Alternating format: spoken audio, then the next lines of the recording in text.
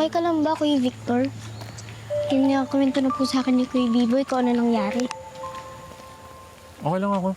Okay lang ako, Nino. At masaya ako dahil nahuli na yan si Boy Patis. Panigurado, papanagutan niya lahat ng ginawa niya. Ano pong ibig sabihin nun? Ang ibig sabihin nun, Ninyo, ang isang tao na nagkasala, kailangan siya maparusahan na kasing bigat ng bagay na ginawa niya. Ang tawag dun, hustisya. Lagi ko po naririnig yung salitang hustisya sa balita. Kasi alam mo, napakahalaga niyan yung hustisya. Dahil kung walang hustisya, lahat ng tao, gagawin lang nila lahat ng mga gusto nila, lahat ng mga masamang ginagawa nila. Pero dahil dyan sa hustisya, yan yung magiging gabay at magiging limitasyon sa mga ginagawa natin bilang mga tao.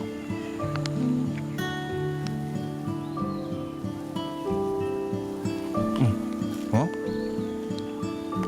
Ah.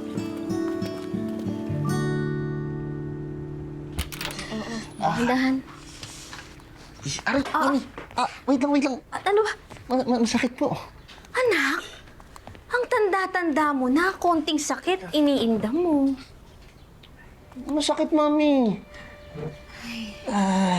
Ewan ko ba sa'yo? Ang lakas ng loob mong makipag-away. Aray ka naman ng aray. Mami naman. Anak, iwas-iwasan mong nakipag-away, ha? Aatakihin naman ako sa'yo sa puso.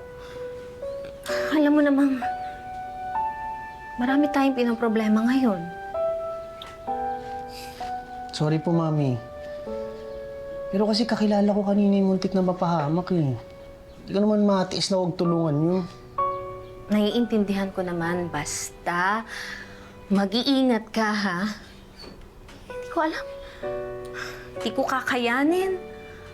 May masamang nangyari sa'yo. Okay po. Oh, saglit lang. Ikukuha kitang tubig, ha? Okay, mami.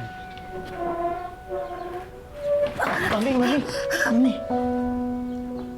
Okay lang po ba kayo? Baka kailangan niyo po muna magpahinga. Hindi. Okay lang ako. Wala ito. Teka lang. Mami, mainit ka. Magpahinga po muna kayo.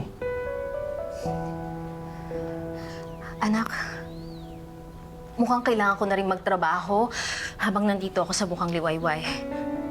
At habang hinihintay natin ang kaso ng daddy mo.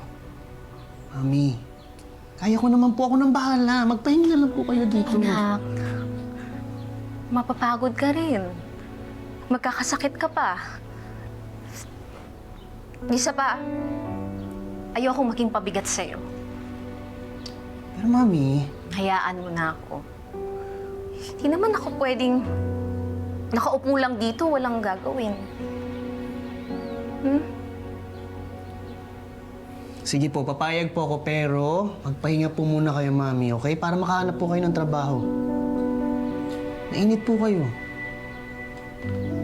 Ako na po kukuha ng tubig. Gusto niyo? Sige, salamat anak. Okay po. Ganun ba?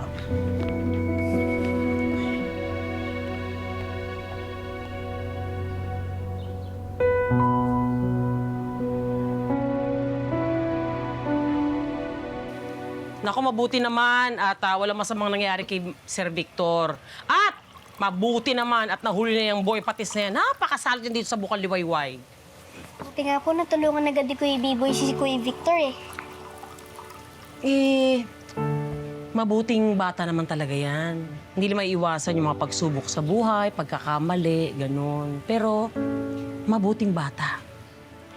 Mamay, samahan niyo po ako magdasal para magpasalamat at makaiwas pa sa kapahamakan si Kuya Biboy at Kuya Victor.